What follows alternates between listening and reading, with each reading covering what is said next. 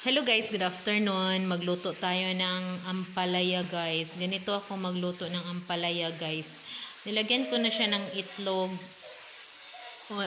sibuyas, dahon, tapos yung red pepper na bell pepper.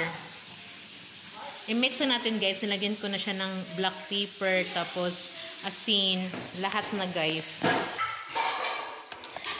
Tapos, i-mix lang siya guys, lahat ng ingredients.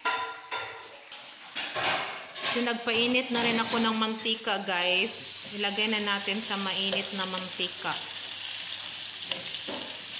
Ganyan guys. So, ganito lang siya guys. Prituhin lang siya. Tapos, ilagay ganyan. O, diba? Wow, sarap-sarap niya guys. Thanks for watching.